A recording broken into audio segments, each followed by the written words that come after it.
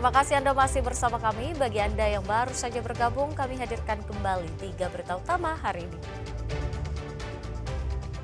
9 kecamatan di Kabupaten Sukabumi diterjang angin puting beliung, atap ratusan rumah warga rusak dan sejumlah pohon tumbang. Menko Bidang Pemberdayaan Masyarakat menegaskan tidak ada persyaratan vasektomi bagi kepala keluarga penerima bansos. Demi menyambung hidup, seorang kakek berusia 1 abad bersama sang istri memungut sisa padi untuk makan sehari-hari.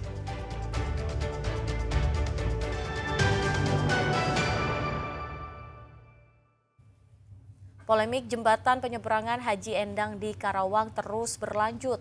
Jembatan yang membelah Sungai Citarum itu akan dibongkar, namun kini pemilik jembatan akan mengurus perizinan ke Balai Besar Wilayah Sungai Citarum.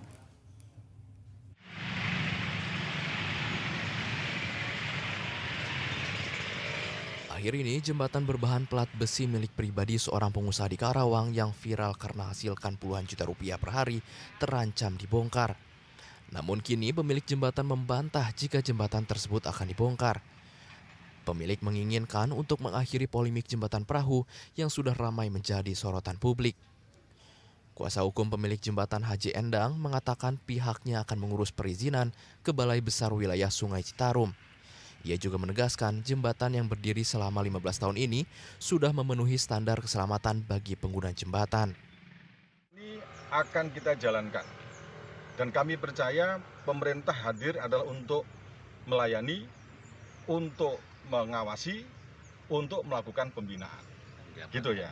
Nah, jadi saya tidak percaya, kami tidak percaya adanya sifat pemerintah yang bersifat berorientasi pada punishment, hukuman. Yang ada adalah melayani. Pasti nanti kita mengajukan permohonan izin seperti yang sudah disampaikan kepada beliau langsung oleh BPWS bahwa 7 hari selesai. Gitu ya. Kemudian kita akan percaya bahwa kita akan diawasi standar-standar keselamatannya. Yang kemudian kita akan dibina. Gitu ya. Jadi tidak berorientasi pada punishment. Pembangunan jembatan sudah ada sejak 2010 dengan modal pribadi sebesar 5 miliar rupiah. Dahulu menggunakan bahan dasar kayu, namun sempat karam pada 2014 hingga akhirnya jembatan dibuat dengan plat besi di atas perahu ponton yang dijajar. Akli melaporkan dari Karawang. Ya, sebanyak 435 jemaah haji kloter 2 asal Kabupaten Bogor diberangkatkan ke asrama Pondok Haji di Bekasi Kamis lalu. Momen keberangkatan diwarnai isak tangis haru para keluarga jemaah saat berpamitan. Momen haru menyelimuti keberangkatan para jemaah haji asal Kabupaten Bogor. Suasana penuh emosi itu menjadi pengingat bahwa ibadah haji bukan sekedar perjalanan fisik, namun juga perjalanan batin yang menguji keikhlasan dan pengorbanan. Sebanyak 435 jemaah haji kloter 2 asal Kabupaten Bogor diberangkatkan ke asrama Pondok Haji Bekasi Kamis lalu. Rencananya jemaah haji kloter 2 asal Kabupaten Bogor ini akan diberangkatkan ke Tanah Suci Mekah pada hari Jumat besok. Wakil Bupati Bogor dan Forum Komunikasi Pimpinan Daerah Kabupaten Bogor didampingi Ketua DPRD Kabupaten Bogor, Kapolres Bogor, dan Tim Bogor, kita melepas kloter kedua Kabupaten Bogor untuk berangkat ke Tanah Suci. Kita melihat bahwa hari ini bukan hanya memberangkatkan calon jamaah haji, ini tamu-tamu Allah yang sudah berjuang, nabung, ada yang menabung dari tahun 1955 sampai dengan 2025, dan alhamdulillah kloter 2 hari ini berangkat ke embarkasi haji di Bekasi dan insya Allah hari Jumat besok diberangkatkan ke Madinah. Kabupaten Bogor merupakan daerah yang memiliki kursi jemaah haji terbanyak se-Indonesia, sekitar 3.450 lebih calon jemaah haji yang diberangkatkan pada tahun ini. Asep Solihin melaporkan dari Kabupaten Bogor. Para petani di Pantura Subang saat ini sudah mulai memanen tanaman padi mereka. Namun produksi panen padi tahun ini mengalami penurunan. Turunnya produksi padi selain oleh serangan hama juga dampak cuaca buruk. Sejumlah petani di Pantura, Kabupaten Subang saat ini sudah mulai melakukan panen. Namun, panen kali ini justru membuat para petani mengaku prihatin dan sedih. Pasalnya, produksi panen musim ini mengalami penurunan dibandingkan panen sebelumnya. Seperti yang dirasakan para petani di wilayah Kecamatan Belanakan, Subang.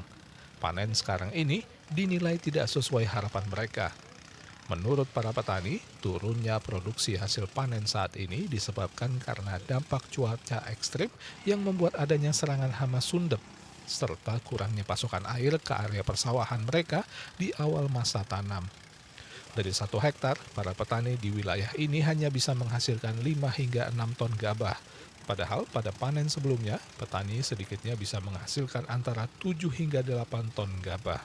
Padi kan panen sekarang. Iya, kemarin kan lebih bagusnya saya ternyata nyampe 7 ton. Sekarang sampai cuma turun 5 ton. Penyebabnya apa?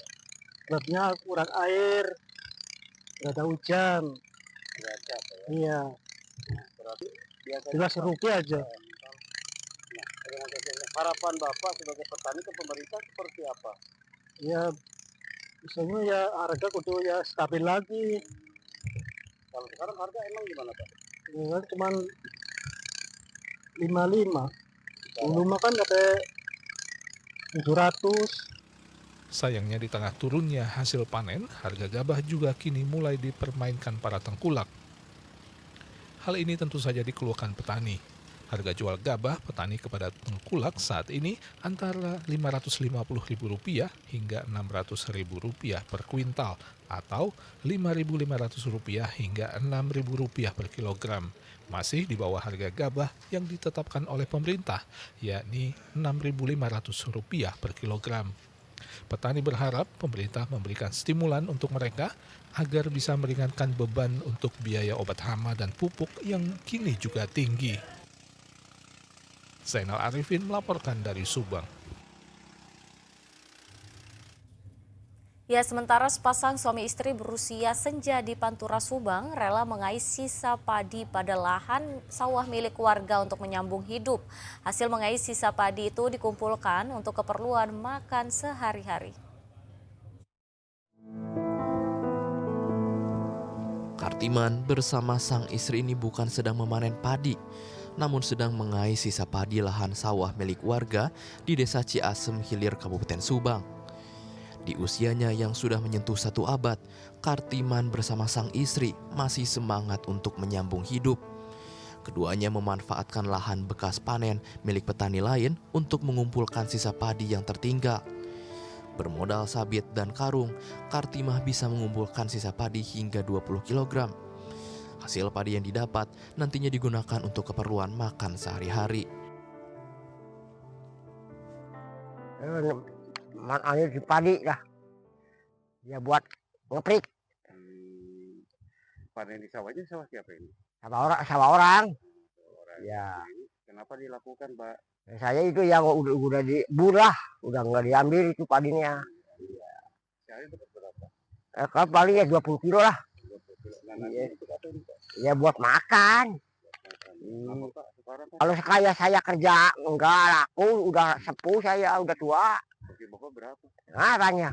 Usia Bapak? Umurnya 102 lah. 102 tahun. Iya. Kalau itu istri? 85 dah.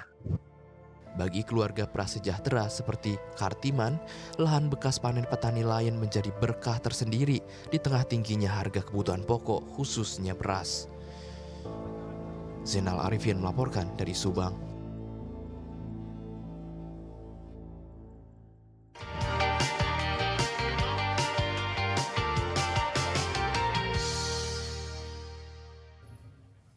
Ya, informasi tadi mengakhiri jumpa kita. Atas nama rekan yang bertugas, saya Teatrika Putri mengucapkan terima kasih atas kebersamaan Anda. Selamat beraktivitas dan sampai jumpa.